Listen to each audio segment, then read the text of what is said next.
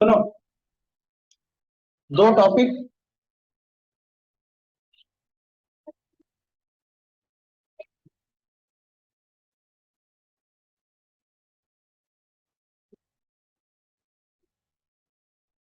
एक इधर एक,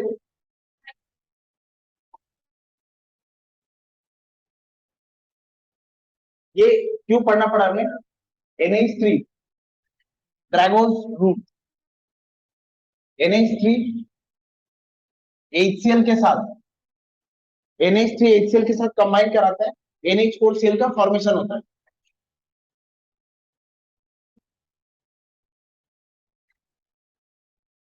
ऐसा क्यों होता है? अमोनिया में जो लोन पेयर प्रेजेंट है, आपस में बात मत करो, जो बोला जा रहा है वो सुनो। अमोनिया में नाइट्रोजन के ऊपर जो लोन पेयर प्रेजेंट है, HCl टूट कर H+Cl- बनेगा। नाइट्रोजन ने अपने लोन पेयर H के साथ कोऑर्डिनेट किए होंगे, NH4+ का फॉर्मेशन होगा और Cl- बनेगा, व्हाइट सब्सटेंस। और ये बात पक्की है कि नाइट्रोजन के लोन पेयर H+ का कोऑर्डिनेट किया है, अमोनियम क्लोराइड का फॉर्मेशन होगा। अच्छा, इंपॉर्टेंट ये है कि नाइट्रोजन के लोन पेयर अवेलेबल थे देने के लिए। नाइट्रोजन के लोन पेयर, नाइट्रोजन के ऊपर लोन पेयर प्रेजेंट है, सिर्फ लोन पेयर प्रेजेंट होने से ही डील जाएंगे ऐसा केमिस्ट्री में नहीं। अगर प्रेजेंट है, वो डोनेशन के लिए अवेलेबल है कि नहीं, तुम्हें वो भी देखना होगा। PH3, नाइट्रोजन और फास्फोरस एक ही ग्रुप में बिलोंग करते हैं, तो फास्फोरस अगर फॉस्फीन गैस बनाएगा PH3, इसके ऊपर भी बैलेंस शेल में एक इलेक्ट्रॉन का पेयर प्रेजेंट होगा। तो जब मैं PH3 ले रहा हूं, इसके ऊपर लोन पेयर प्रेजेंट है और इसका HCl के साथ रिएक्शन करा रहा हूं, ये लोन पेयर यहां आना चाहिए, ये लोन पेयर यहां आना चाहिए। अच्छा, अगर लोन पेयर आएगा तो हमें क्या मिलना चाहिए? PH4+Cl- एक साथ, इसको हम ऐसे लिखते हैं ना, NH4Cl, इसको भी ऐसे लिख लो, PH4Cl। NH4Cl का फॉर्मेशन होता है लेकिन PH4Cl का फॉर्मेशन नहीं होता। अब इसको एक्सप्लेन करना था, यही क्वेश्चन है हमारा। फॉस्फोरॉन,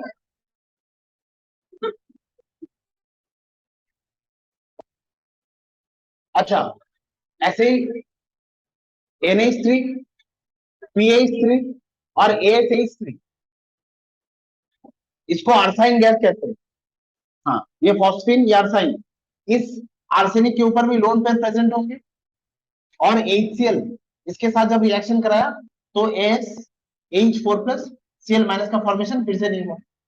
तो ऐसा क्या चेंज आया इसमें PH3 में कि कोऑर्डिनेट बॉन्ड नहीं कर रहा?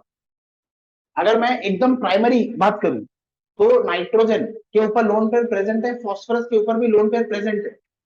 प्रेजेंट होना और डोनेशन टेंडेंसी, ये दोनों अलग अलग बात है। सिर्फ लोन पेयर प्रेजेंट है, लेकिन वो लोन पेयर प्रेजेंट है और वो डोनेट करेगा ऐसा जरूरी नहीं है। लोन पेयर प्रेजेंट है और वो डोनेट करेगा ऐसा जरूरी नहीं है। प्रेजेंट है, अच्छा, प्रेजेंट है, डोनेट करेगा, मतलब न्यूक्लियस का उस एटम का इलेक्ट्रॉन के प्रति एफिनिटी कम है, इलेक्ट्रॉन प्रेजेंट है और डोनेट नहीं किया, मतलब एटम का इलेक्ट्रॉन्स के प्रति एफिनिटी ज्यादा है। अच्छा, इलेक्ट्रॉन्स की एफिनिटी, इलेक्ट्रॉन्स के लिए एफिनिटी ज्यादा होगी, ऐसा हम कब बता सकते हैं? परसेंटेज इस कैरेक्टर जितना ज्यादा होगा, परसेंटेज इस कैरेक्टर जितना ज्यादा होगा, परसेंटेज इस कैरेक्टर जितना ज्यादा होगा, परसेंटेज इस कैरेक्टर जितना ज्यादा होगा, इलेक्ट्रोनेगेटिविटी ज्यादा होगी। और इलेक्ट्रोनेगेटिविटी एटम की जितनी ज्यादा होगी, वो इलेक्ट्रॉन उस एटम की न्यूक्लियस से ज्यादा बाउंडेड होगी। मतलब मैं मोटा मोटा समझ सकता हूँ कि फास्फोरस के ऊपर भी इलेक्ट्रॉन प्रेजेंट थे, लेकिन इसने PH4+Cl- का फॉर्मेशन नहीं किया है। मतलब फास्फोरस के ऊपर जो इलेक्ट्रॉन्स प्रेजेंट है, वो प्रेजेंट तो थे लेकिन अवेलेबल फॉर डोनेशन नहीं थे। फास्फोरस के ऊपर लोन पेयर प्रेजेंट है और क्योंकि PH4+Cl- का फॉर्मेशन नहीं हो रहा है, मतलब इलेक्ट्रॉन्स प्रेजेंट है लेकिन नॉट अवेलेबल फॉर डोनेशन, वो तो हमें पढ़ना है ना। और NH3 के ऊपर भी इलेक्ट्रॉन्स प्रेजेंट थे बट अवेलेबल फॉर डोनेशन थे। तो NH3, PH3, ASH3, ये सवाल ऐसे ग्रुप में आते हैं। देखो, यहाँ सब्स्टिट्यूएंट सेम है, यहाँ सब्स्टिट्यूएंट सेम है, सेंट्रल एलिमेंट चेंज हो रहा है, सब्स्टिट्यूएंट सेम है, बस ये एक ही ग्रुप के क्वेश्चन पढ़ते वक्त आप जो क्वेश्चन सॉल्व करते हैं ये पैटर्न आपको देखना चाहिए। एक ही ग्रुप के एलिमेंट्स का सेंट्रल एलिमेंट चेंज हो रहा है लेकिन सब्स्टिट्यूएंट सेम है, ऐसे टाइप के क्वेश्चन उनसे पूछे जाएंगे। Which of the following would readily form coordinate bond, इनमें से कौन सा इजीली कोऑर्डिनेट बॉन्ड बनाएगा, कौन सा कोऑर्डिनेट बॉन्ड बनाएगा, कौन सा कोऑर्डिनेट बॉन्ड नहीं बनाएगा, ऐसा वाला। ऐसे किसी क्वेश्चन का आंसर जब तुम्हें करना होगा, हाँ अभी बोलने तो दे।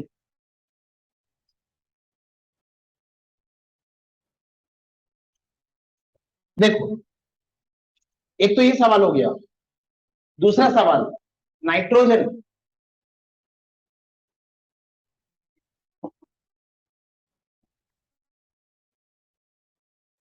अच्छा सारणी,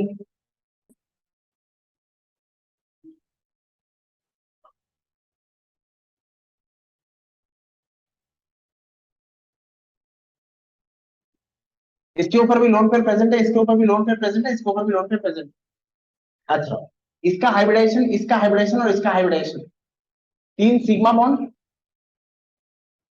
एक लोन पेयर, मतलब इसका हाइब्रिडेशन क्या होगा, sp3, तीन सिग्मा बॉन्ड एक लोन पेयर sp3, तीन सिग्मा बॉन्ड एक लोन पेयर sp3 का बॉन्ड एंगल कितना होता है, if sp3 109 degree 28 minutes. Ammonia के लिए हमने पढ़ा था VSEPR थ्योरी 107, वाटर के लिए 104.5, ये 107 डिग्री। अच्छा जब तुम्हें बॉन्ड एंगल्स कंपेयर करने होंगे सवाल कैसे आते हैं, एच एन, इसके ऊपर कैप एंगल बताने के लिए एच, ये एंगल तुम्हें दे देगा 107 डिग्री, ये है भी एंगल बताने के लिए कि नाइट्रोजन में, नाइट्रोजन को सेंटर मान के तुमने angle calculate H N H, इसको नहीं दूं तो भी अंडरस्टूड है, एच एन एच के एंगल की बात करें, या ऐसे दे देता हूं एंगल। क्वेश्चन कैसा आता है, अच्छा अगर सेंट्रल एलिमेंट ज्यादा इलेक्ट्रोनेगेटिव होगा, अगर सेंट्रल एलिमेंट ये बी है, इसके साथ दो ए जुड़े हुए हैं, अगर सेंट्रल एलिमेंट ज्यादा इलेक्ट्रोनेगेटिव होगा वो इलेक्ट्रॉन डेंसिटी को अपनी तरफ खींच लेगा, वो इलेक्ट्रॉन डेंसिटी को अपनी तरफ खींच लेगा, और जैसे इसके तरफ ये जो बॉन्ड है, अगर ये बॉन्ड पोलर बॉन्ड है, मैं ज्यादा इलेक्ट्रोनेगेटिव हूं, तो मैं क्या करूंगा, इलेक्ट्रॉन डेंसिटी अपनी तरफ खींच लूंगा, और इलेक्ट्रॉन डेंसिटी अगर खींच लूंगा, मेरे तरफ इलेक्ट्रॉन अगर बढ़ जाएगा तो उसके रिपल्शन को कम करने के लिए मैं उसको फैला दूं, मतलब बॉन्ड एंगल बढ़ जाएगा। अगर मैंने बॉन्ड बनाए, मेरी इलेक्ट्रॉन नेगेटिविटी ज्यादा, मैंने इससे इलेक्ट्रॉन अपनी तरफ खींच लिए, इलेक्ट्रॉन्स मेरे बाजू में आ गए, ये इलेक्ट्रॉन्स मेरे बाजू में, अब यहाँ इलेक्ट्रॉन का क्लाउड बढ़ जाएगा, रिपल्शन बढ़ जाएगा, रिपल्शन एनर्जी को बढ़ाता है, एनर्जी कम करने का उपाय क्या है, रिपल्शन को कम कर दो, तो बॉन्ड एंगल बढ़ जाएगा, बॉन्ड एंगल बढ़ जाएगा, यही होता है। अच्छा तो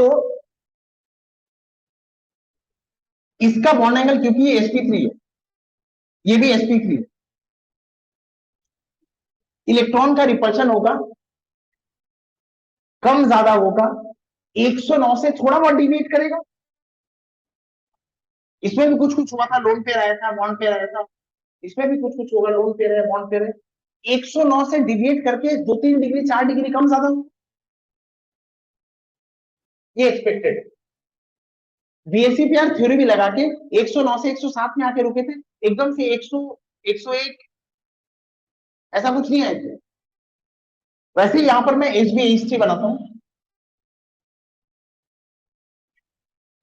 हाँ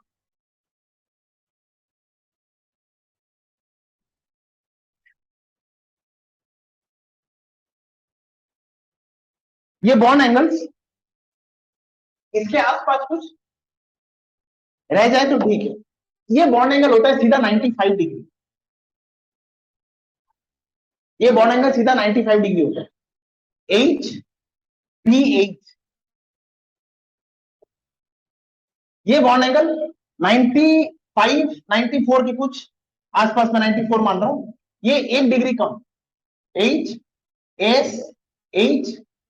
ये होता है 93, और ये बहुत थोड़ा सा डिफर करता है, HSBH ये आता है 92.5 डिग्री, अच्छा, इसमें डिफरेंस काफी सिग्निफिकेंट है और फिर इनमें कोई डिफरेंस नहीं, इसमें 1 डिग्री 0.5 डिग्री का डिफरेंस है। हम जितनी भी हाइब्रिडेशन पढ़े एसपी में, sp2 में, sp3 में, ये 90, 92, 93, 94 ऐसा कुछ पढ़ा था किसी में भी नहीं, मतलब तो फिर इसके हाइब्रिडेशन को कैसे एक्सप्लेन करूं? ये फैक्ट्स की बात है। इसके इसको स्पेक्ट्रोमेट्री में देखा तो इसका बॉन्ड एंगल यही है, इसका भी यही है, इसका भी यही। ये मोर और लेस करेक्ट एंगल्स लिखे, ये फैक्ट। इसका 107 है, ये भी फैक्ट है। इसको एक्सप्लेन किया तो देखा कि sp3 हाइब्रिडेशन किया, और sp3 हाइब्रिडेशन करने के बाद नाइट्रोजन के वैलेंस शेल में दो तरह के इलेक्ट्रॉन पेयर थे, एक बॉन्ड पेयर और नॉन पेयर, और क्योंकि लोन पेयर का स्पेस ज्यादा होता है तो बॉन्ड पेयर थोड़े पास आ जाए, 107 हो गए। लेकिन ये वाला एंगल को एक्सप्लेन करने के लिए VSEPR काम नहीं करती है, बाकी जो भी थ्योरी कुछ भी काम नहीं करती। हाइब्रिडेशन भी अगर लगा दूं तो भी 90, 94, 95, 93 ये सब एंगल्स एक्सप्लेन करने के लिए ऐसा कोई हाइब्रिडेशन था ही नहीं। तुम कॉपी खोल के देखो, ऐसा कोई एंगल कहीं नहीं था। यहाँ ड्रैगोस अपने स्टेटमेंट्स को लिख, ड्रैगोस रूल में क्या कहा गया था कि अगर element, if element is of group 3, 4, 5, 6, 7 but not from group 2, group 3 का एलिमेंट 4, 5, 6, 7 का एलिमेंट ग्रुप 2 का नहीं होना चाहिए। नहीं, ग्रुप 2, अरे वो तो ड्रैगोस रूल लिख रहे हैं ना, क्या लिख रहे हैं पहले लिख तो ले।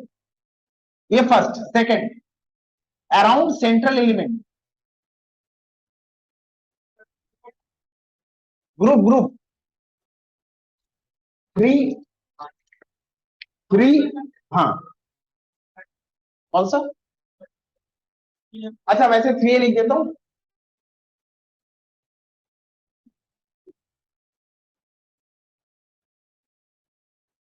13, 14, 15, 16, 17। तो पहला पॉइंट था element should be from group 13, 14, ये 2 लिखे काट। अच्छा, सेकंड बोला गया था कौन से एलिमेंट्स की बात करें वो समझ आ गया, and around central element there should be, there should be 3 sigma bond and 1 lone pair, अगर ऐसा है। And third point, if electronegativity, if electronegativity of element is less, is less than equal to 2.5, then the element need not to undergo hybridization।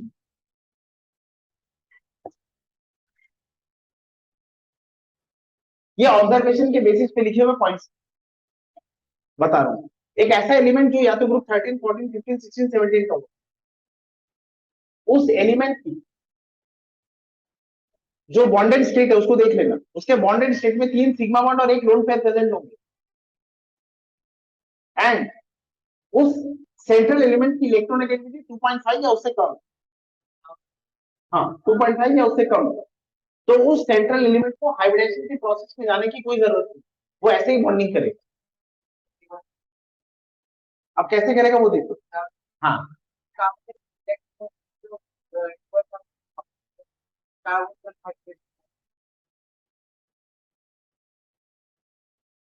ये second point लिखा ना, around the central element there should be 3 sigma bond and 1 lone pair. Carbon में lone pair रहता है क्या? 3 sigma bond बनाने के बाद एक लोन पेयर रहता है कभी? ये तीनों बॉन्ड एक साथ अप्लाइड होंगे, 3 sigma bond and 1 lone pair.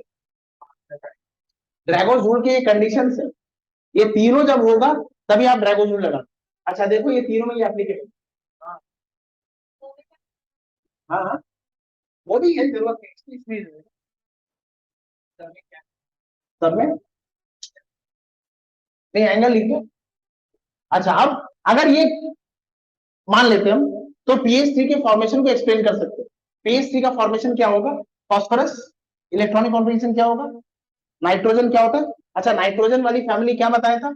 NH2 NP3 NH2NP3, nitrogen second period, phosphorus third period, CH2 3p3। तो phosphorus 15 3s2 3p3, phosphorus 3p3। अगर इसको पीएच3 बनाना है, अगर इसको पीएच3 बनाना है तो एक हाइड्रोजन अपना एक अनपेड इलेक्ट्रॉन लेके आया, दूसरा हाइड्रोजन अपना अनपेड इलेक्ट्रॉन लेके आया, तीसरा हाइड्रोजन भी अपना अनपेड इलेक्ट्रॉन लेके आया, पेयरिंग हुई।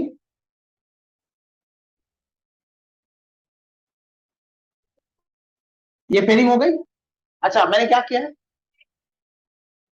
पेयरिंग कराने से पहले हाइब्रिडेशन कराया है। एक्साइटेड स्टेट की जरूरत थी नहीं, तीन अनपेड इलेक्ट्रॉन चाहिए थे। हाँ तीन अनपेड इलेक्ट्रॉन चाहिए थे, तीन अनपेड इलेक्ट्रॉन है और मैंने हाइब्रिडेशन नहीं किया। जो हमने देखा उसके बेसिस में पहले कुछ पॉइंट्स लिखा। अब ये क्यों हुआ होगा उसको एक्सप्लेन कर रहा हूँ। हमने देखा कि NH3 का बॉन्ड एंगल इतना है, पीएच3 में बॉन्ड एंगल इतना है, AH3 में बॉन्ड एंगल इतना, और मेरे हिसाब से ये चारों sp3 होने चाहिए थे। और अगर sp3 होंगे तो इसका बॉन्ड एंगल कुछ भी होता, 100 के घर में आसपास कुछ होता, 94 नहीं होता या 93 नहीं होता। समझी? नहीं समझी? ये NH3 बना रहा है, इसका बॉन्ड एंगल ये फैक्ट है डेटा है, पीएच3 का बॉन्ड एंगल इतना है और AH3 का बॉन्ड एंगल इतना। मैं इसके बॉन्ड एंगल को एक्सप्लेन करने गया था, मुझे hybridization, concept of excited state, BSC pair theory सब कुछ लगी, और ये एक्चुअली में ऐसा होता है, मैं इसको एक्सप्लेन कर पा रहा हूँ। लेकिन इसमें बॉन्ड एंगल 94 है, इसमें बॉन्ड एंगल 93 है, इसको मैं एक्सप्लेन नहीं कर पा रहा। अगर ये sp3 मान लेता हूँ तो एंगल कुछ और आएगा, लेकिन ये एंगल कुछ और दिख रहा है। Now how do we explain this? तो इस आदमी ने इन्होंने हमें बोला कि ऐसे इस इन तीनों का कंसिडर कीजिए, इन तीनों को, और इसको कंसिडर करके इसका फॉर्मेशन कैसे हुआ होगा उसको बनाएंगे, एंड आपको आंसर मिलेगा।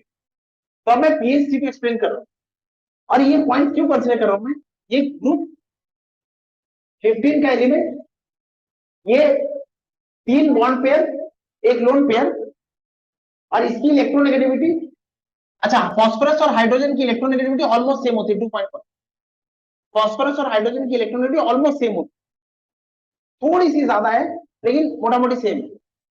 तो इसकी इलेक्ट्रोनेगेटिविटी 2.5 से कम है, इससे तीन सिग्मा बॉन्ड बना है, एक लोन पेयर बनाया, ये इन ग्रुप में बिलोंग करता है, इसको हाइब्रिडाइजेशन करने की कोई जरूरत नहीं, ये बिना हाइब्रिडाइजेशन के बॉन्डिंग करे।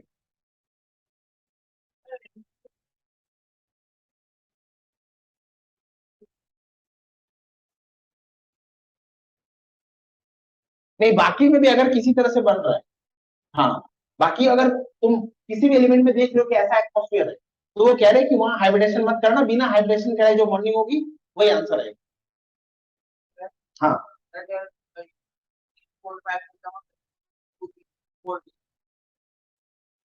टू बी डी ब्लॉक में नहीं गया हूं मैं, इसी की बात कर, इनकी बात नहीं कर, डी ब्लॉक की केमिस्ट्री अलग से पढ़ेंगे। हाँ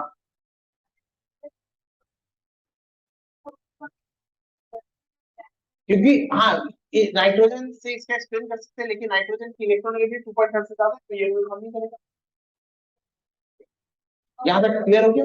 अच्छा हाँ, अब एक मिनट, अब पीएचसी का फॉर्मेशन होगा, फॉस्फोरस हाइब्रिडेशन में नहीं जाएगा, तो फॉस्फोरस ने पीएचसी को बनाने के लिए कौन से वाले ऑर्बिटल्स पार्टिसिपेशन में इन्वॉल्व कराए हैं वो देखिए। पीएचसी का फॉर्मेशन हुआ है, पीएचसी के फॉर्मेशन के लिए फॉस्फोरस ने कुछ ऑर्बिटल्स अवेलेबल कराए थे, वो ऑर्बिटल्स कौन से थे? पीएक्स पीवाई और पीजेड। अब देखो फॉस्फोरस के अराउंड पीएक्स ऑर्बिटल, पी, मैं एक ही लोग बना रहा हूं, ये पीएक्स मान लो, ये पी वाई और ये पी पीजेड, अच्छा, पीएक्स पीवाई पीजेड कौन से एंगल में होते हैं? 90 होते हैं। अच्छा, अब यहां पर एक हाइड्रोजन आ गया, पेयरिंग कर लिया, एक और हाइड्रोजन आ गया, पेयरिंग कर लिया, एक और हाइड्रोजन आ गया, पेयरिंग हो गई। ये ऑर्बिटल सब कौन से एंगल में अलाइंड है? 90 90 और 90। अब इसके आसपास कुछ आ रहा है, लेकिन अभी भी ये समझ नहीं आया कि इसके ऊपर जो लोन पेयर अवेलेबल था, इसने HCl के साथ कोऑर्डिनेट बॉन्ड बना के PH4 प्लस Cl माइनस क्यों नहीं बनाया? अगर मैं इसको भी एक्सप्लेन करता हूं, तो इसके पास अभी भी एक इलेक्ट्रॉन पेयर अवेलेबल है ना, ये किसी बॉन्डेड स्टेट में नहीं, जिसको मैं लोन पेयर बोलूंगा। तो ये अगर HCl के साथ कॉम्बिनेशन में जाता, तो इसको क्या दिक्कत पड़ी कि H प्लस को इलेक्ट्रॉन नहीं दिया और PH4 प्लस Cl माइनस का फॉर्मेशन नहीं हुआ, नहीं हुआ ये फॉर्मेशन। अब इसको एक्सप्लेन कैसे कर सकते हैं वो देखो। अच्छा, तुम लोगों को एक, पहले इतना लिखो,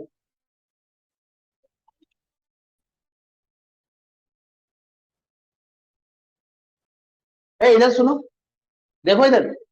अब मुझे ये पता चल गया, इनमें एंगल 90 के आसपास कुछ है, ये कॉस 94, ये थीटा 94 है इसका ये। तो इसमें परसेंटेज एस कैरेक्टर कितना होगा? Cos theta is equals to S by S minus one, cos 94, cos 94 by S minus one. अच्छा, कॉस 90 से ज्यादा हो गया, वैल्यू माइनस में आएगा, 90 जीरो होता तो ये वैल्यू माइनस में कुछ आएगा। ये वैल्यू कैलकुलेटर में बोलो, ये वैल्यू कितना आ रहा है माइनस में? 0 पॉइंट। कॉस 94 का वैल्यू बोलो, परसेंटेज एस कैरेक्टर कितना आ रहा है वो बोलो बस। इसको सॉल्व करके परसेंटेज एस कैरेक्टर कितना आ रहा है बोलो। अरे 2 मिनट लगेगा, कितना देर लगेगा? कैलकुलेट भी क्यों करना है? ये 6, हाँ बोलो कितना है? 6%। तो मैं बोल सकता हूँ इसमें परसेंटेज कैरेक्टर कितना आएगा? 6%। अच्छा, एक बात बताइए, ईमानदारी वाली बात, इसमें परसेंटेज एस कैरेक्टर कितना है? 6, इसमें 6, इसमें 6, 100 में से इनमें कितना आ गया? 6।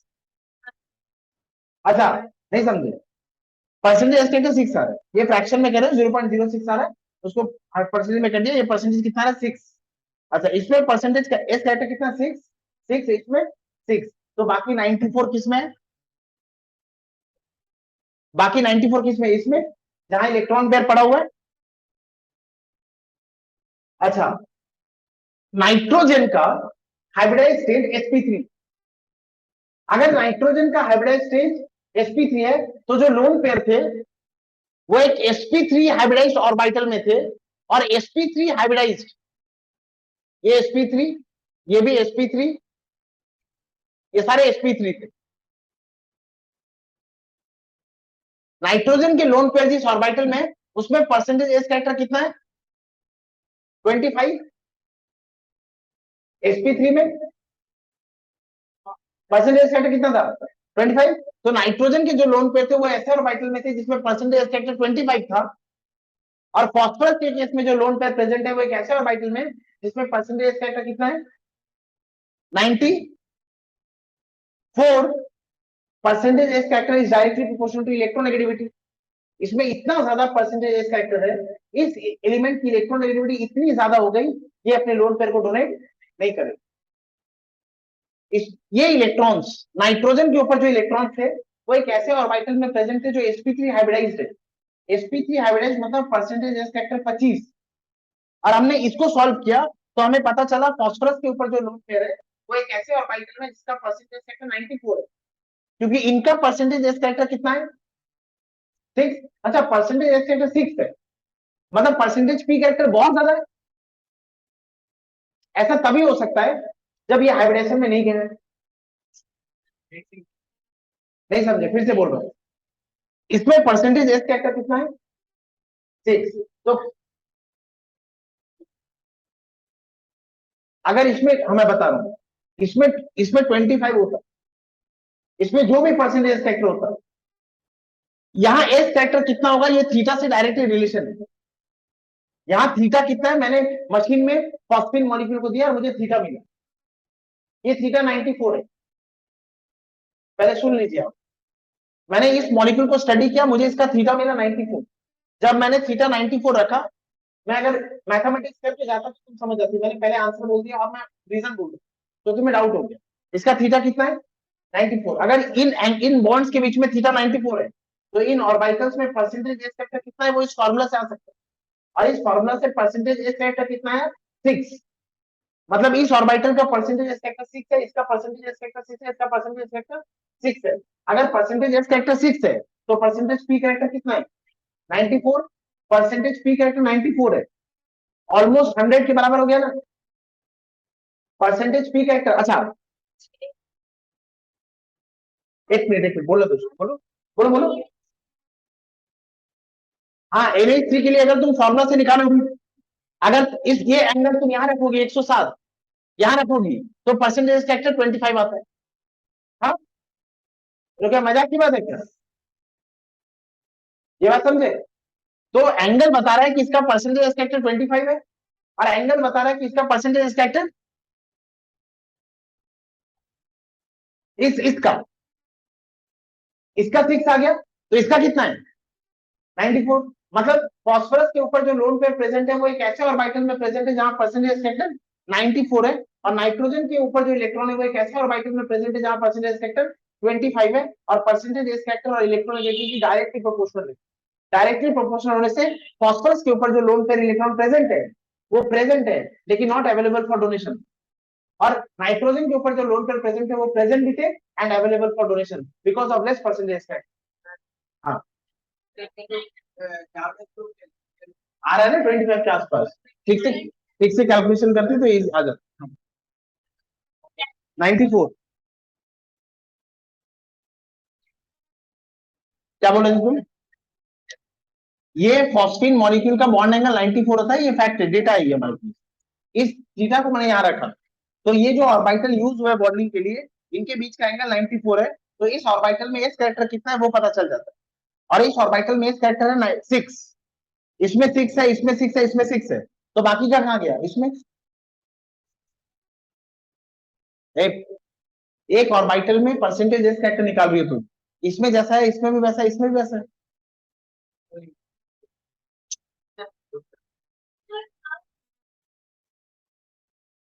मैं पूरा हाइब्रिडेशन पढ़ाया, मैं हाइब्रिडेशन पढ़ाते हुए बोला था एक एस ऑर्बिटल और एक पी ऑर्बिटल मिक्स हो रहा है, तो क्या बनता है? दो sp, एक एस ऑर्बिटल और एक पी ऑर्बिटल मिलके दो हाइब्रिडाइज ऑर्बिटल बनाते थे sp। अच्छा, दो हाइब्रिडाइज ऑर्बिटल बन रहे हैं, टू हाइब्रिडाइज ऑर्बिटल, तो एक पी कितने में बढ़ गया? दो में, तो इसमें कितना है? 50, और इसमें भी कितना होगा? 50।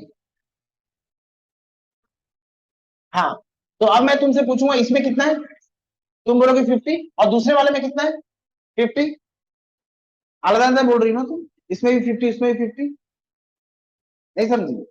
हाँ, तो अब इसमें भी 6 है, इसमें भी कितना होगा? 6, इसमें भी कितना होगा? 6। बिना समझे हाँ बोल रही हो, नहीं समझी? चलो ऐसे देखो, एक एस ऑर्बिटल, इधर देखो, एक एस ऑर्बिटल और तीन पी ऑर्बिटल मिला हमने, पीएच, पीवाई और पीजेड, तो चार हाइब्रिडाइज ऑर्बिटल बनेंगे। ठीक है, अच्छा अब तुम मुझे बोलो, एक एस कितने ऑर्बिटल में डिवाइड हो गया? चार। तो एक एस, ये एक लड्डू चार लड्डू में बढ़ गया, तो एक एक में कितना बटा? 25, 25, 25, 25, चारों में इक्वल है ना? तो वैसे इसमें 6, इसमें भी 6, इसमें भी 6। हाँ ऐसे, ये एक कितने में बढ़ता है? ये अगर 10 में बढ़ता तो परसेंटेज का सब में सेम नहीं होता? ये अगर 10 में बढ़ता तो कितना होता? 10 10 10 10 10। हाँ, वैसे ही एक एस ऑर्बिटल था और उससे परसेंटेज गया, इसमें भी 6 गया, इसमें भी 6 गया, इसमें भी 6 गया। हाँ, ऐ, सब में परसेंटेज कैरेक्टर सेम रहेगा और ऐड नहीं करूंगा। है क्या? फास्फोरस के वैलेंस बॉन्ड में आउटर मोस्ट शेल में 5 इलेक्ट्रॉन है, फॉस्फोरस के वैलेंस शेल में 5 इलेक्ट्रॉन है। 5 इलेक्ट्रॉन कहां है? 3 के एस में 2 और 3 के पी में 3, यही है। ये 3s3p, अगर मैं बोल रहा हूं मिक्सिंग किया इन्होंने, तो एस का बहुत कम फ्रैक्शन इनको मिला है, इनको मैं बोल रहा हूं एकदम ना के बराबर, इतना कम हुआ है। वैसे अगर मिक्सिंग नहीं होता तो बोलते कि सर यहाँ परसेंटेज कैरेक्टर 0 आना चाहिए, 0 भी तो नहीं आ रहा है, एकदम मामूली सा इतना कम वैल्यू आ रहा है कि हम कह रहे हैं हाइब्रिडेशन नहीं हो रहा। मैक्सिमम परसेंटेज कैरेक्टर कहां रह गया? इसी वाले में, मतलब इसने इनमें कोई डिस्ट्रीब्यूशन नहीं किया और किया भी कितना है? एकदम मार्जिनल वैल्यू। तो मेजोरिटी एस कैरेक्टर इसी में रह गया, और क्योंकि एस इलेक्ट्रॉन से परसेंटेज कैरेक्टर बहुत ज्यादा है, तो ये electron not available for donation. तुमने एक एनवायरमेंट लिया, उसमें फास्फोरस था और हाइड्रोजन दे दिया, फास्फोरस ने डिसाइड किया कैसा मॉलिक्यूल बनना चाहिए, मॉलिक्यूल बन गया। अब तुमने उसको स्टडी किया, तो फास्फोरस हाइड्रोजन, हाइड्रोजन फास्फोरस और फास्फोरस से बॉन्ड एंगल आया 94, ये मुझे मिल गया थीटा। तो फास्फोरस ने कौन से एंगल्स यूज किए हैं वो मिल गया मुझे, और उससे मैंने पता कर लिया फास्फोरस ने हाइड्रोजन के साथ जो बॉन्ड बनाया उसमें परसेंटेज एस कैरेक्टर कितना है? 6, 6, मतलब वो ऑलमोस्ट पी ऑर्बिटल ही है। फास्फोरस ने हाइब्रिडेशन नहीं किया, बिना हाइब्रिडेशन किए पी ऑर्बिटल से ही बॉन्डिंग कर ली। फास्फोरस ने पीएचडी बनाने के लिए एक ऐसा ऑर्बिटल को यूज किया जिसमें पी कैरेक्टर मैक्सिमम है। पी कैरेक्टर मैक्सिमम तब हो सकता है जब फास्फोरस ने प्योर पी ऑर्बिटल यूज किया है, बॉन्डिंग हाइब्रिडेशन नहीं करी। तो फास्फोरस जब पीएचडी बनाएगा तो फास्फोरस हाइब्रिडेशन नहीं किया है, वो विदाउट हाइब्रिडेशन बॉन्डिंग किया। हाँ, मतलब ये P X P Y P से 90 डिग्री क्या रहा है। अब मैं एक्सप्लेन कर सकता हूँ कि पीएचडी में बिना हाइब्रिडेशन में बॉन्डिंग हुई है, और अगर बिना हाइब्रिडेशन में बॉन्डिंग हुई, चलो ऐसे मान लो अगर बिना हाइब्रिडेशन में बॉन्डिंग हुई है तो ये जो लोन पेयर है ये कहाँ है? 3s में। अगर बिना हाइब्रिडाइजेशन हुए बॉन्डिंग हुई है तो ये जो फास्फोरस के लोन पेयर ये कहाँ है? s ऑर्बिटल में। अगर s ऑर्बिटल में, तो s ऑर्बिटल की इलेक्ट्रोनेगेटिविटी बहुत ज्यादा होती है, ये इलेक्ट्रॉन अवेलेबल नहीं है डोनेशन के लिए, इसलिए pH4Cl- का डोनेशन नहीं। ड्रैगोजोल यही कहता है कि ये 3 पॉइंट्स अगर है तो उस एलिमेंट में हाइब्रिडेशन नहीं कराना, बिना हाइब्रिडेशन के बॉन्डिंग करना। समझ आया? अच्छा हाँ बोलो, इससे कैसे क्वेश्चन आएगा बता रहे हैं। हाँ,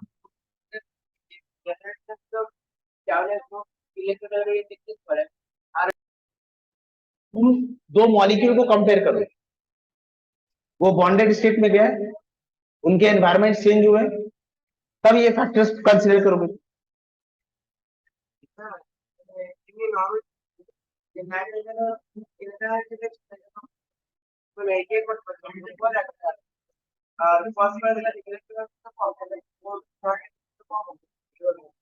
तो भाई ये बात हम कैसे कर रहे हैं?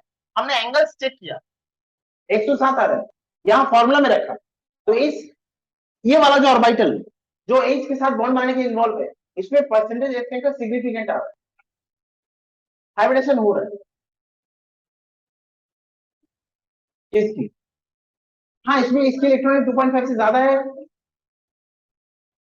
इसमें हाइब्रिडेशन हुआ है, मैं भी तो वही बोल रहा हूँ। ये एंगल से बता रहा है कि इसमें परसेंटेज फैक्टर है, मतलब इसमें हाइब्रिडेशन हुआ है, इसमें नहीं हुआ है। अच्छा, अब इसमें एंगल एंगल, अच्छा अब हम एक्सप्लेन कर सकते हैं ये 107 से 94 क्यों आया, लेकिन ये कम क्यों हुआ? अब ये कम क्यों हुआ, यहां तुम्हारा आंसर दूंगा। ये बोल रहा है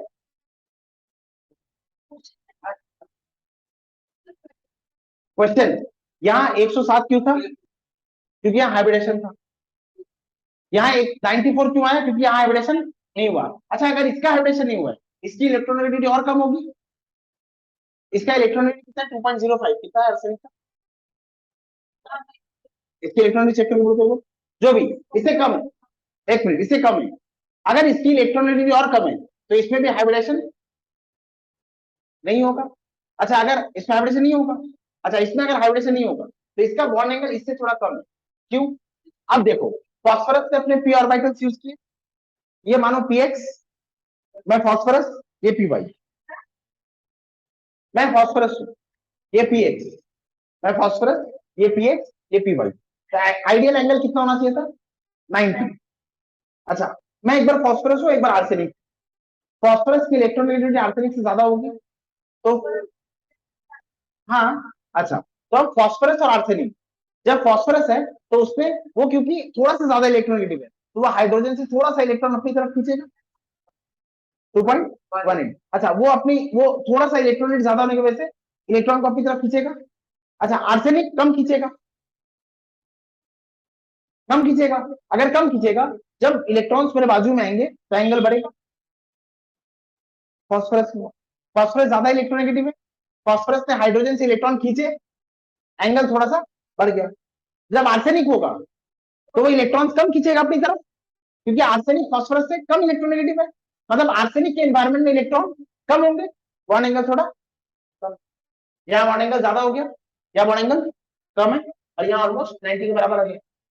हाँ, नहीं समझे? मैं एलिमेंट हूं, मेरी ये मुट्ठी हाइड्रोजन है, ये मुट्ठी हाइड्रोजन। मैं जब फॉस्फोरस हूं, एक बार मैं फॉस्फोरस हूं, एक बार मैं आर्सेनिक हूं। मैं जब फॉस्फोरस हूं तो मैं आर्सेनिक से ज्यादा इलेक्ट्रॉन खींचूंगा ना, हाइड्रोजन से। तो हाइड्रोजन से जब मैं जुड़ा हुआ रहूंगा, मैं फॉस्फोरस हूं, ये इलेक्ट्रॉन्स मेरे बाजू की तरफ ज्यादा आएंगे, और यहाँ इलेक्ट्रॉन अगर ज्यादा हो गए तो रिपल्शन होगा, तो मैंने एंगल बढ़ा दिया। और जब मैं आर्सेनिक हूं तो मैं इलेक्ट्रॉन कम खींचूंगा, मतलब एंगल मैंने कम बढ़ाया। तो ये एंगल 93 है, और ये एंगल 94 है, समझे? तो ये एंगल कम क्यों हुआ वो भी समझ आ गया, ये एंगल और कम हुआ। हाँ, समझ आया? बोलो, क्या बोलो, बुझेगी? हाँ बोलो।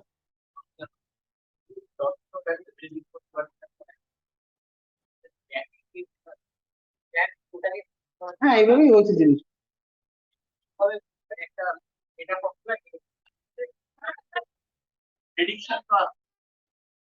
H2O, H2O और H2S, बोलो किसमें बॉन्ड एंगल, किसमें? Hydrogen oxygen hydrogen bond angle, which of the following is correct? इन दोनों में से कौन सा एंगल ज्यादा रहेगा? H2O,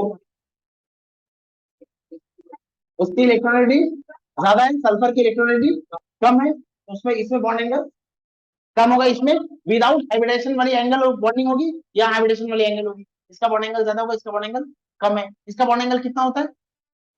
इसका बॉन्ड एंगल 95 के कुछ होता है, ये 104.5 होता है। समझ आ गया?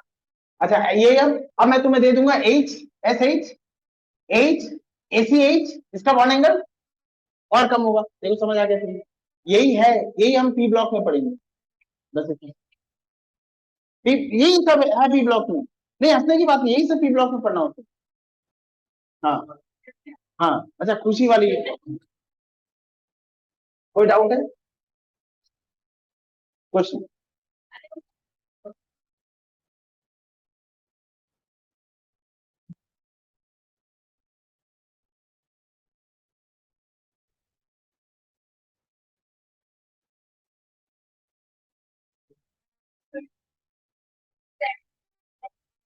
बॉन्डिंग कर लेना, बॉन्डिंग कर लेना, बॉन्डिंग करने के बाद सेंट्रल एलिमेंट, बॉन्डिंग कर लेना। बॉन्डिंग करने के बाद तुम्हारा क्लास में ध्यान नहीं है, तुमको बोलो, बॉन्डिंग कर लेना। बॉन्डिंग करने के बाद जो सेंट्रल एलिमेंट है उसमें एक वैकेंट ऑर्बिटल होगा, और सेंट्रल एलिमेंट ने जिसके साथ बॉन्डिंग की है उसके ऊपर लोन पेयर्स होंगे। ये बैक बॉन्डिंग का कंडीशन है। बॉन्डिंग करा देना, जिस सेंट्रल एलिमेंट की तुमने बॉन्डिंग कराई है उसमें एक वैकेंट ऑर्बिटल होगा पी। एस तो खाली हो नहीं सकता, एस तो जो भी होगा वो ऑक्यूपाइड होता है, खाली क्या होगा? पी या तो डी। उसमें एक वैकेंट पी ऑर्बिटल या वैकेंट डी ऑर्बिटल खाली होगा। और हाँ, एक या एक से ज्यादा, एक से ही काम हो जाता है। और उसने जिस एलिमेंट के साथ बॉन्डिंग करी है, जिस एलिमेंट के साथ बॉन्डिंग करी उसके ऊपर पक्के से लोन पेयर प्रेजेंट होंगे। हाँ, फिर से बोल। देखो ए बाबू, देखो, बोरॉन ट्राइफ्लोराइड, बोरॉन ट्राइक्लोराइड के फॉर्मेशन को एक्सप्लेन करते हैं। ये बताइए बोरॉन का हाइड्रेशन कैलकुलेट करोगे तो कितना आया था, sp2, ये sp2 आया था। हाँ? बोरॉन ट्राइक्लोराइड, बोरॉन ट्राइक्लोराइड में कितने सिग्मा बॉन्ड बन रहे हैं, तीन, तीन सिग्मा बॉन्ड मतलब sp2। अच्छा बोरॉन का जो इलेक्ट्रॉनिक कॉन्फ़िगरेशन था वो बोलो।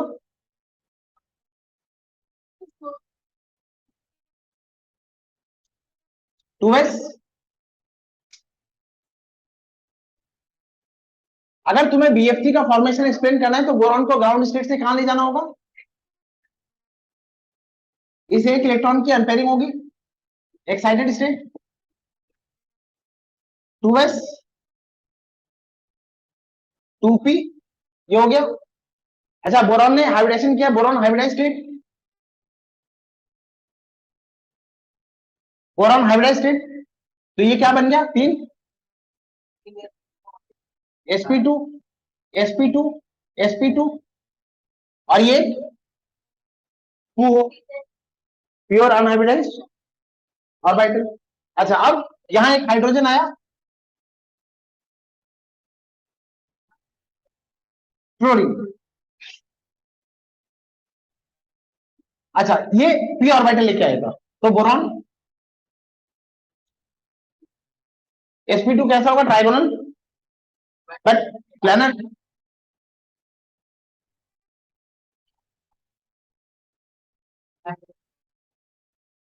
ये sp2, ये sp2, ये sp2, फ्लोरीन के कौन से इलेक्ट्रॉन्स होंगे, पी ऑर्बिटल वाले, पी ऑर्बिटल। तो ये फ्लोरीन आ गया पी ऑर्बिटल लेके, ये एक फ्लोरीन आ गया,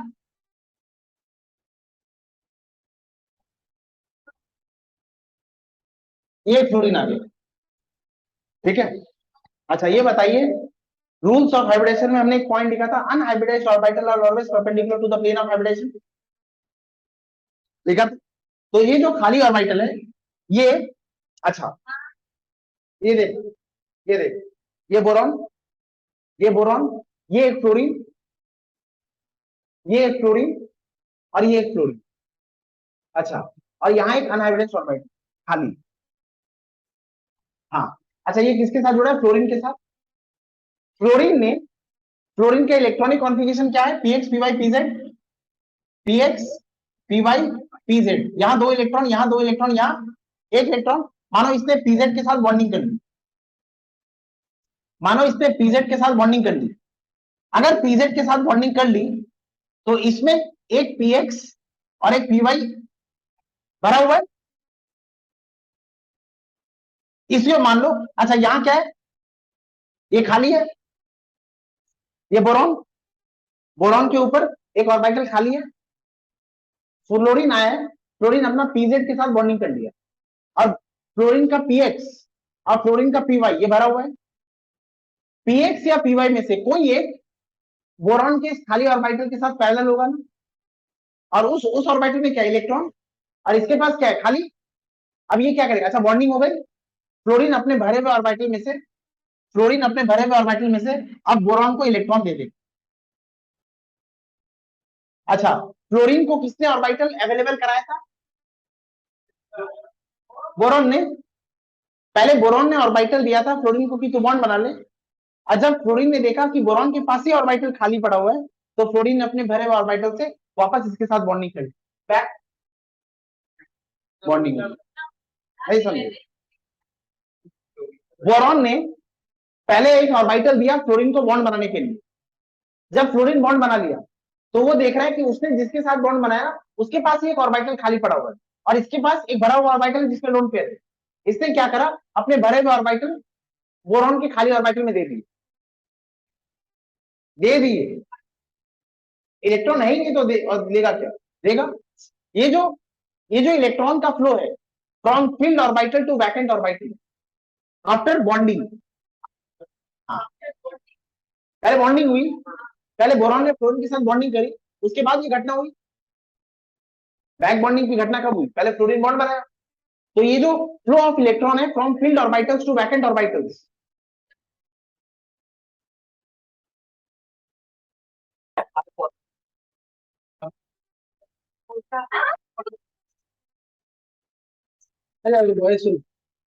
बैक बॉन्डिंग क्या होती है, इसका एक आइडिया मिला।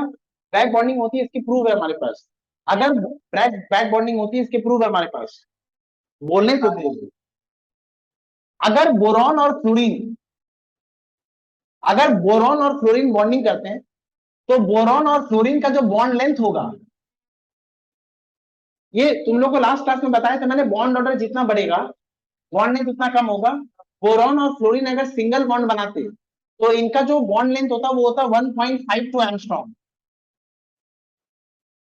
अगर बोरॉन और फ्लोरीन सिंगल बॉन्ड बनाते तो ये बॉन्ड लेंथ होता 1.54 एंगस्ट्रॉम, लेकिन 1.52 1.59 होता है, 1.52, अच्छा 1.5 भी मान लो।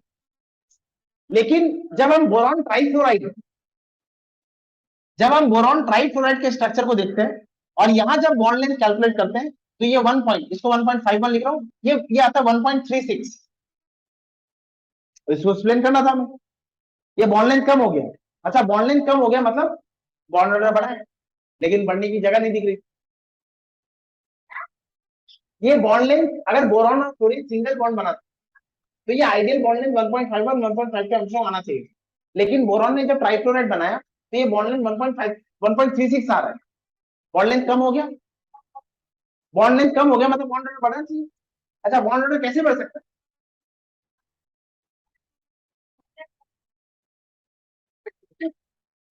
मैं और क्या बोल, तुम गुस्सा होकर बोल रही हो, मैं मुस्कुरा के बोल रहा हूँ। नहीं नहीं नहीं, नहीं, ये बॉन्ड लेंथ कम हुआ मतलब बॉन्ड ऑर्डर बढ़ना चाहिए। बॉन्ड ऑर्डर बढ़ाए मतलब ये बॉन्ड लेंथ जो कम हुआ है, ये बॉन्ड लेंथ बढ़ना चाहिए, तो हमें एक्सप्लेन करना है कि बॉन्ड ऑर्डर कैसे बढ़ाए। कोई जगह नहीं थी। फिर बाद में बहुत गहन चिंतन के बाद हमें पता चला कि बोरॉन के पास जो खाली ऑर्बिटल था, फ्लोरीन के पास जो फील्ड ऑर्बिटल था, फ्लोरीन के फील्ड ऑर्बिटल ने बोरॉन के ऊपर रहन किया है, इसको इलेक्ट्रॉन्स डोनेट किया है। रेजोनेंस पूछ रहे थे ना तुम, रेजोनेंस भी यहीं से शुरू कर देते। हाँ, ये लोग কে দেখেছিল? কেউ দেখেনি, অবজারভেশন কে এক্সপ্লেন করার জন্য। ভদ্রলোকের নাম টাম কি জানেন? Please please please please, topic का एसेंस खत्म हो जाता है। मैं उसके बोल रहा हूँ टॉपिक इजी नहीं है। रेजोनेंस पहले ये बोल दूं, सुनो एक, हाँ अब इसमें हम एक्सप्लेन कर सकते हैं कि wherever after bonding, after bonding if there is a vacant orbital in the central element, after bonding if there is a vacant orbital in the central element, ये ऐसे में मत बोलो, the back flow of electrons, the back flow of electrons from filled orbitals to vacant orbitals after bonding is known as back bonding। और chemistry के कुछ बहुत बहुत इंटरेस्टिंग आंसर्स सिर्फ और सिर्फ बैक बॉन्डिंग के बेसिस में एक्सप्लेन किए गए, अदरवाइज हमारे पास कोई आंसर नहीं। हम ऐसे 3-4 पॉइंट्स को देखेंगे। ये बात समझ आ गई? तो पहले लिखो ऑब्जर्वेशन 1। हाँ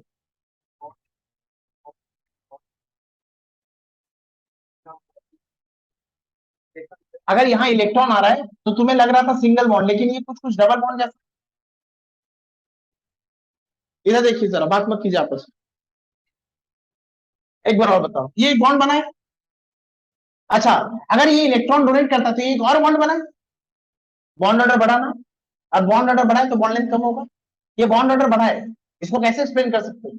तभी एक्सप्लेन कर सकते हैं अगर हम ये माने कि फ्लोरीन ने अपने फील्ड ऑर्बिटल से बोरॉन के वैकेंट ऑर्बिटल के इलेक्ट्रॉन डोनेट किए। पाई बॉन्ड भी नहीं है, इतना स्ट्रॉन्ग भी नहीं है। पाई बॉन्ड हो, पाई बॉन्ड हो, इलेक्ट्रॉन का एक फ्लो हुआ है, बस इतना ही बोला है मैंने। हाँ नहीं, अगर वो सिर्फ फ्लो हुआ है, अगर बॉन्ड ऑर्डर, अगर टू बोलता मैं, पाई बॉन्ड बोलता तो इसको पहले पढ़ चुके थे ना, अलग से क्यों पढ़ते back bonding? The flow of electron from filled orbital to vacant orbitals is known as back bonding, after bonding is known as back bonding. तो पहले इसको, हाँ ये बनाओ पहले। हाँ ये एक्सपेक्टेड बॉन्ड लेंथ था, ये एक्सपेक्टेड बॉन्ड लेंथ था, और ये ऑब्जर्व, ये observe bond length of B F in B F three. हाँ बोलो।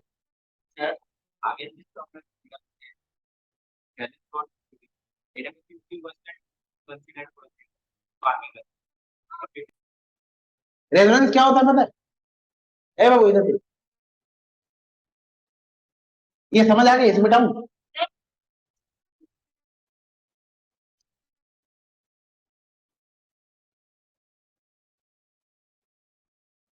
देखो, बोरॉन जब ट्राइफ्लोराइड के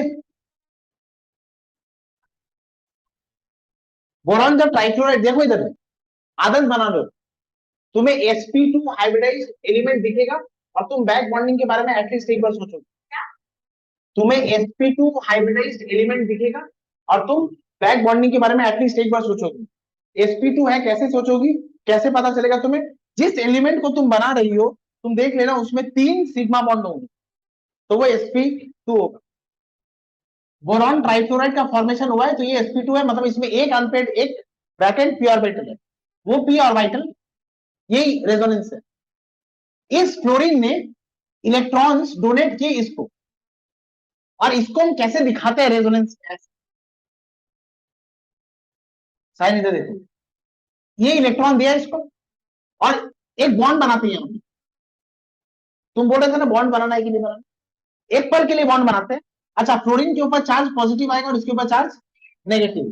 फ्लोरीन के ऊपर पॉजिटिव चार्ज, तुम सोच सकते हो कितना अनस्टेबल होगा एक। हाँ, तो अब क्या होगा, जैसे ही फ्लोरीन ने इसको इलेक्ट्रॉन दिया, तब उसी पल फ्लोरीन इलेक्ट्रॉन को वापस लेना चाहता है। जिस वक्त फ्लोरीन ने इसको इलेक्ट्रॉन दिया, उसी वक्त फ्लोरीन इलेक्ट्रॉन वापस लेना चाहता है, क्योंकि इसके ऊपर क्या चार्ज आ गया? पॉजिटिव। अच्छा, अगर ये इलेक्ट्रॉन वापस लेता है तो बोरॉन के ऊपर चार्ज नहीं, बोरॉन के ऊपर ऑक्टेट का कंप्लीशन। अभी बोरॉन का ऑक्टेट कंप्लीट है ना, देखो 1 2 3 4 5 6 7 8। और जैसे ही फ्लोरीन वापस इलेक्ट्रॉन, नहीं समझी? देखो बोरॉन का ऑक्टेट कंप्लीट है, यहां कितने इलेक्ट्रॉन है हमने? 1 2 3 4 5 6। बोरॉन का ऑक्टेट कंप्लीट है? नहीं। अच्छा, बोरॉन का ऑक्टेट कंप्लीट करने के लिए फ्लोरीन ने अपने इलेक्ट्रॉन्स दिए, फ्लोरीन ने अपने इलेक्ट्रॉन्स दिए, तो बॉन्ड क्या बना? बॉन्ड क्या बना?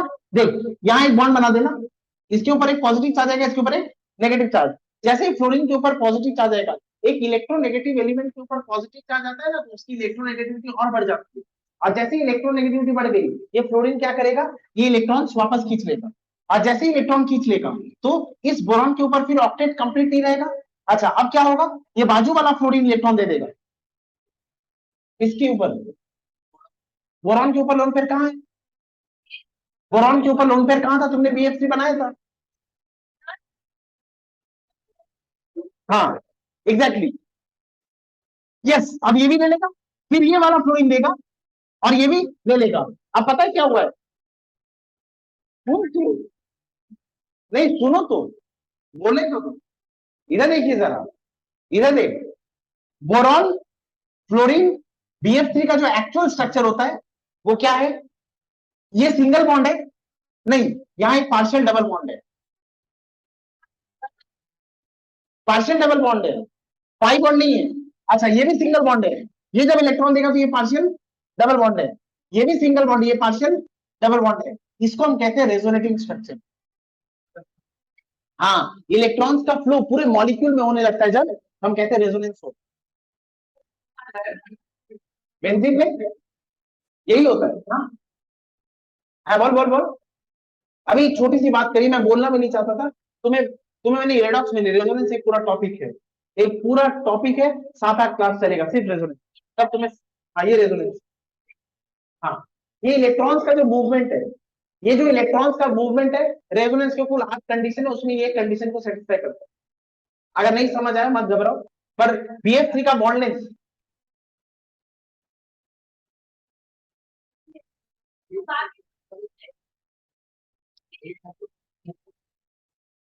तो फिर इसने भी क्यों दिया?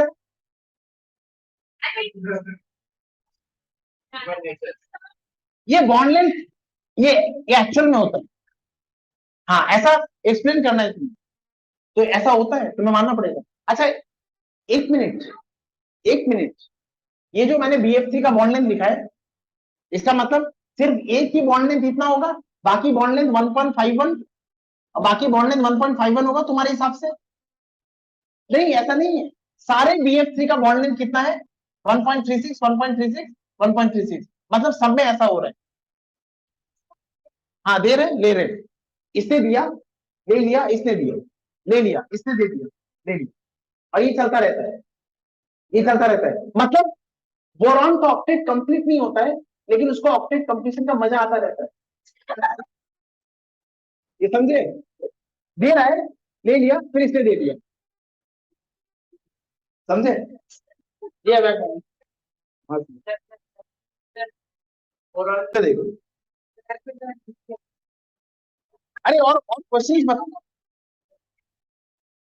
नाम मत बोलो ना, नाम मत।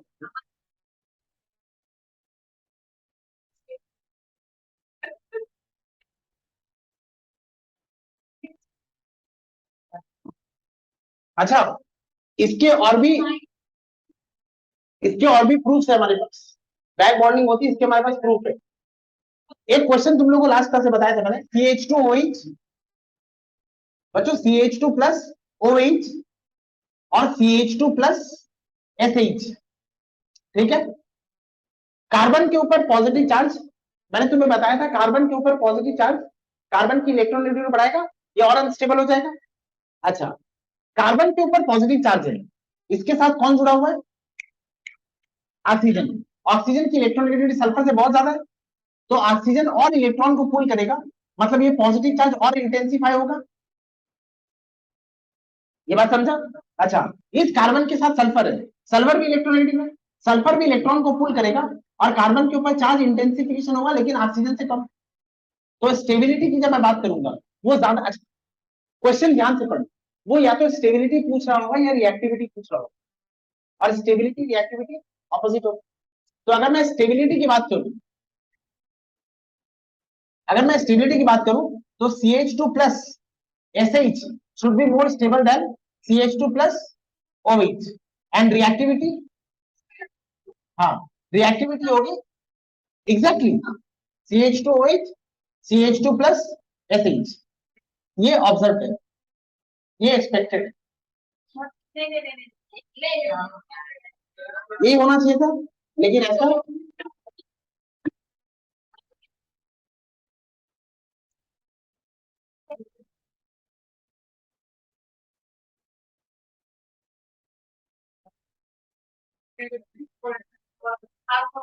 ऐसा कभी नहीं होगा, ऐसा कभी नहीं होगा, मैं तुम्हें अभी बता दे रहा हूँ। अच्छा, अब ऐसा क्यों होता है? तुम्हें एक बात बताई थी कि, सुन, तुम्हें एक बात बताई थी कि जब किसी एलिमेंट के ऊपर एक वैकेंट ऑर्बिटल होगा, अच्छा CH2 प्लस, इस कार्बन का, इस कार्बन का हाइब्रिडेशन क्या है? कार्बन, एक हाइड्रोजन से एक बॉन्ड, एक हाइड्रोजन से एक बॉन्ड, एक ऑक्सीजन से एक बॉन्ड, और एक हाइड्रोजन से, ये है ना? अच्छा, ये sp2 हाइब्रिडाइज्ड है, ये sp2 है, तो इसके पास एक खाली ऑर्बिटल है, और इससे बगल में कौन है? ऑक्सीजन है, ऑक्सीजन के ऊपर लोन पेयर है, लोन पेयर है। अच्छा, इस कार्बन के ऊपर चार्ज क्या है? पॉजिटिव, इसके ऊपर क्या है? Lone pair. अच्छा, इधर देखो, ये carbon, H H, sulphur H, ये क्या है? कार्बन का खाली, और ये क्या है? सल्फर का, अच्छा ये क्या है? सल्फर का 3p, और ये ऑक्सीजन का क्या है? 2p। अच्छा, ये कार्बन का क्या है? 2p, ये कार्बन का क्या है? 2p, और ये सल्फर का क्या है? 3p। कुछ समझ गए कि बोलूं? इसके पास इलेक्ट्रॉन है, इसके पास भी इलेक्ट्रॉन है, बच्चों ये इलेक्ट्रोनेगेटिविटी की वजह से इलेक्ट्रॉन पुल कर रहा है, लेकिन अपने भरे हुए ऑर्बिटल के प्रेजेंस होने की वजह से ये इसके खाली ऑर्बिटल को इलेक्ट्रॉन दे रहा है। अच्छा, ये भी इलेक्ट्रॉन पुल कर रहा है इलेक्ट्रोनेगेटिव वजह से, लेकिन बैक बॉन्डिंग की वजह से इलेक्ट्रॉन दे रहा है। यहां कौन सी बैक बॉन्डिंग हुई है?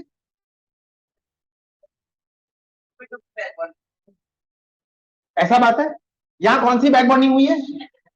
2p,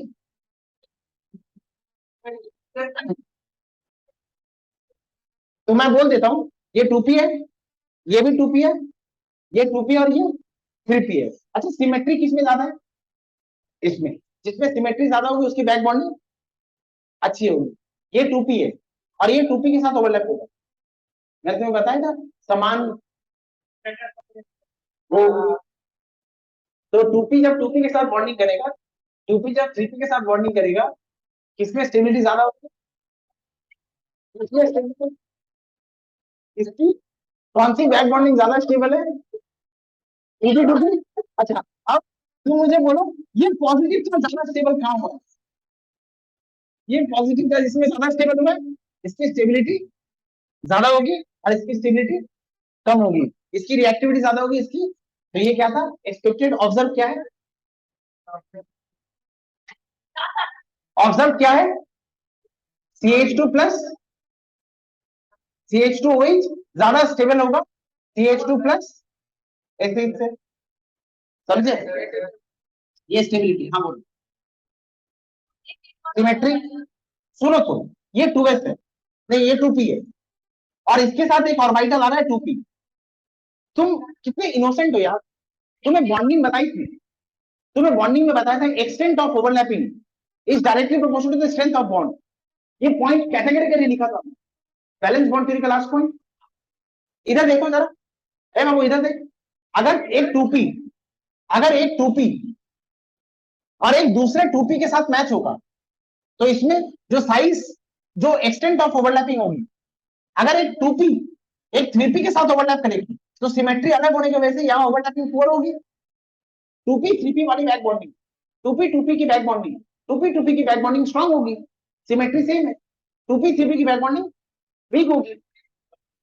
हाँ, अरे वही तो इलेक्ट्रॉन देना ना, ओवरलैपिंग इलेक्ट्रॉन देना, ये चीजें एक ही तो है। अगर सिमेट्री सेम होगी तो इलेक्ट्रॉन दे, इलेक्ट्रॉन का फ्लो इजी होगा ना, यहाँ इलेक्ट्रॉन का फ्लो बहुत ज्यादा होगा, यहाँ इलेक्ट्रॉन का फ्लो कम होगा, तो ये ज्यादा स्टेबिलाईज्ड है, ये कम स्टेबिलाईज्ड है। अब इस एक क्वेश्चन का आंसर हम बिना बैक बॉन्डिंग के कभी दे ही नहीं पाते। हाँ, इसमें 2p 2p होता है, इसमें 2p 3p होता है। अब कैसे समझेंगे कि बैक बॉन्डिंग अप्लाई करना है कि नहीं करना है? जिस एलिमेंट के बारे में तुम बात कर रहे हो वो क्या होगा? sp2, और उसके बाजू में एक ऐसा एलिमेंट होगा जिसके ऊपर लोन पेयर प्रेजेंट होगा। हाँ, उससे वरिष्ठ कौन सा वस्तु वरिष्ठ? थ्री दैट इस कार्बन के ऊपर पॉजिटिव चार्ज कौन सा? ये कार्बन के ऊपर 2p खाली है और कार्बन ऑक्सीजन से जुड़ा है। ऑक्सीजन के इलेक्ट्रॉन किसमें? 2p में। ऑक्सीजन सेकंड पीरियड के एलिमेंट है ओनली, ऑक्सीजन सेकंड पीरियड के एलिमेंट है, कार्बन भी सेकंड पीरियड के एलिमेंट। एक सेकंड पीरियड का एलिमेंट, इसके पास इलेक्ट्रॉन है, एक सेकंड पीरियड का एलिमेंट, इसके इलेक्ट्रॉन खाली है, ये इसको इलेक्ट्रॉन देगा, ये सिमेट्री अच्छी होगी। अब यही कार्बन जब सल्फर के साथ होगा, ये कार्बन सेकंड पीरियड का है लेकिन ये सल्फर थर्ड पीरियड का है, सल्फर के इलेक्ट्रॉन 3p में है, कार्बन का 2p खाली है, तो जब 3s 3p से 2p में इलेक्ट्रॉन आएंगे तो ये सिमेट्री कम विजिबल है, 2p 3p है, ये 2p 2p है, तो बैक बॉन्डिंग कहाँ अच्छी होगी? इसमें बैक बॉन्डिंग अच्छी होगी। तो इस कार्बन का पॉजिटिव चार्ज ज्यादा स्टेबलाइज होगा जब इसको ऑक्सीजन इलेक्ट्रॉन देगी, और इस कार्बन का पॉजिटिव चार्ज रिलेटिवली कम स्टेबल होगा जब इसको सल्फर इलेक्ट्रॉन देगा। तो ये ज्यादा स्टेबल हो गया, ये कम स्टेबल हो गया ड्यू टू बैक बॉन्डिंग। पर हमें लगा क्या था, ये लेस स्टेबल होगा क्योंकि ऑक्सीजन इलेक्ट्रॉन पुल कर रहा है, ऑक्सीजन इलेक्ट्रॉन पुल कर रहा है, उससे ज्यादा तो ऑक्सीजन इलेक्ट्रॉन दे दिया बैक बॉन्डिंग। कोई डाउट है? अच्छा, ऐसा एक क्वेश्चन का आंसर और देना तो। हाँ लिख लो, एक लास्ट क्वेश्चन, लास्ट लास्ट लिख लो लिख लो लिख लो। हाँ हो गया बस लास्ट। हाँ,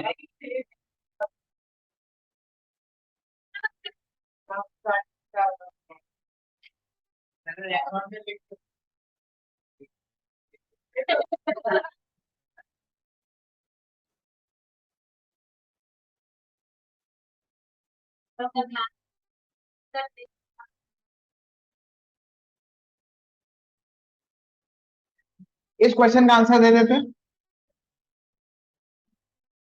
CH2 माइनस,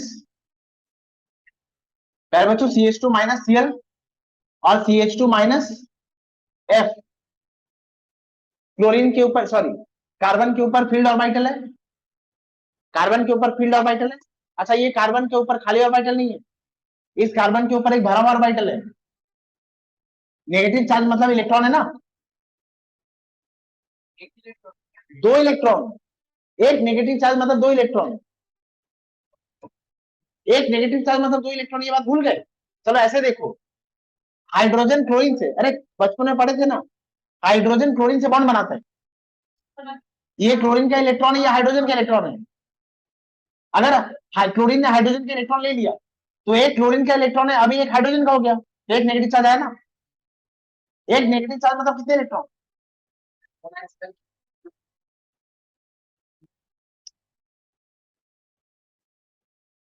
एक नेगेटिव चार्ज मतलब दो इलेक्ट्रॉन, समझी नहीं समझी? हाइड्रोजन क्लोरीन के साथ एक सिग्मा बॉन्ड बना लिया, ये हाइड्रोजन का इलेक्ट्रॉन, ये क्लोरीन का इलेक्ट्रॉन। अब क्लोरीन ने हाइड्रोजन से इलेक्ट्रॉन ले लिया, तो क्लोरीन के ऊपर कितने इलेक्ट्रॉन होंगे? क्लोरीन का खुद का इलेक्ट्रॉन और एक हाइड्रोजन का इलेक्ट्रॉन, तो एक नेगेटिव चार्ज आ गया ना। ये इलेक्ट्रॉन क्यों आया? इसके साथ बॉन्डेड स्टेट में था, अब आ गया खींच के। हाँ, हाँ, ये तो किसी के साथ पेयर में है ना, एक लिया, एक इसका खुद का है, एक ये ले लिया, तो ये पेयर हो गया ना इलेक्ट्रॉन का।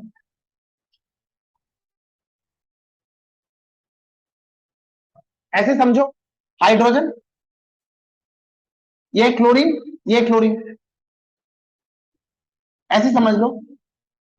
या यहाँ एक लेस इलेक्ट्रोनेगेटिव एलिमेंट लगा देते हैं, यहाँ मानो मैंने कुछ एक लेस इलेक्ट्रोनेगेटिव एलिमेंट दे दिया, ये इसके साथ सिग्मा बॉन्ड बना के रखा था, ये कार्बन का इलेक्ट्रॉन, और ये इससे इलेक्ट्रॉन ले लिया, तो इसके ऊपर चार्ज क्या आ गया? Negative, H, H C L, ये नेगेटिव, ये दो इलेक्ट्रॉन हो गए ना, एक नेगेटिव चार्ज मतलब किसी और का। अच्छा इधर देखो, एक नेगेटिव चार्ज मतलब दो इलेक्ट्रॉन, मतलब कार्बन के ऊपर एक ऐसा ऑर्बिटल है जो भरा हुआ है, कार्बन के ऊपर एक ऐसा ऑर्बिटल है जो भरा हुआ है। अब बाकी देखो, इसके साथ एक हाइड्रोजन, ये एक हाइड्रोजन और ये एक क्लोरीन। चार्ज अगर रहेगा तो अनस्टेबल होगा, चार्ज जितना कम होगा वो उतना स्टेबल होगा। अच्छा, क्लोरीन कौन से पीरियड का एलिमेंट है?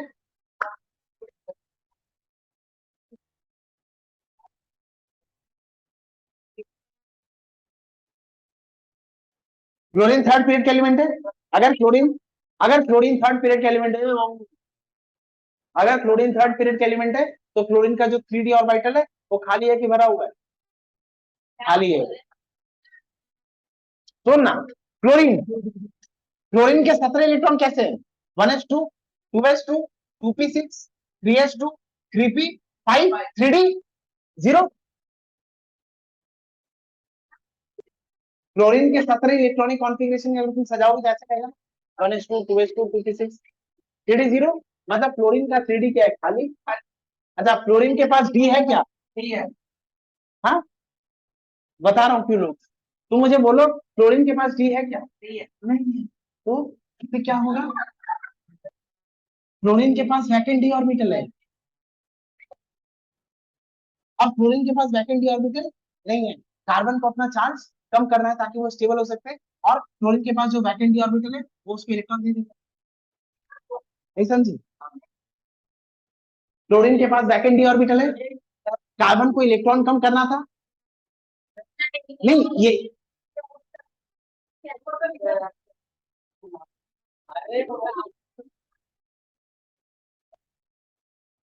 चलो ऐसे देख लो, तुम्हें यही लगा, बाबू तुम्हें यही लगा था ना कि फ्लोरीन ज्यादा इलेक्ट्रोनेगेटिव है, ये इसको स्टेबल कर देगा, लेकिन ऐसा नहीं होगा।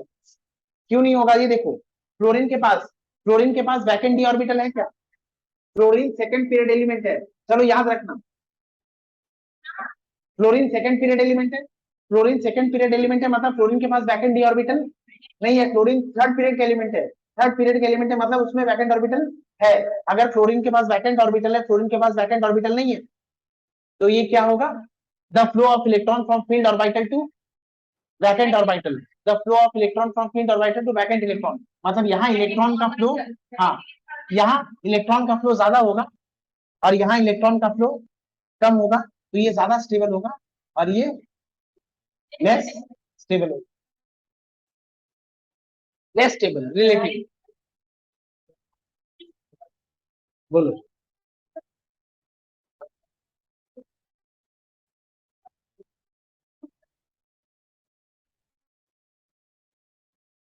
इसने इलेक्ट्रॉन दे दिए और स्टेबल हो।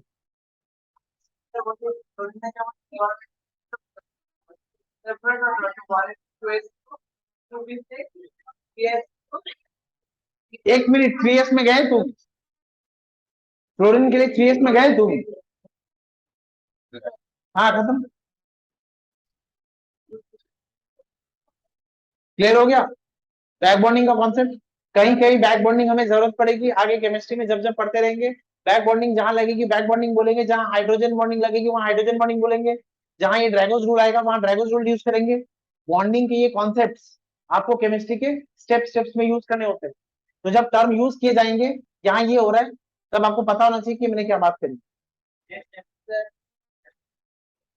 अच्छा, एक सिर्फ क्वेश्चन मुझे लास्ट नेक्स्ट दिन बताना, BF3 और BF4 माइनस, BF3 और BF4 माइनस में किसका बॉन्ड लेंथ ज्यादा होगा, ये मुझे नेक्स्ट दिन बताना बिना इंटरनेट की चीटिंग। हाँ, BF3 और BF4 माइनस में किसका बॉन्ड लेंथ ज्यादा होगा, किसका BF बॉन्ड लेंथ ज्यादा होगा, ये मुझे नेक्स्ट दिन बता। बॉन्डिंग खत्म हो गई। और BF4 माइनस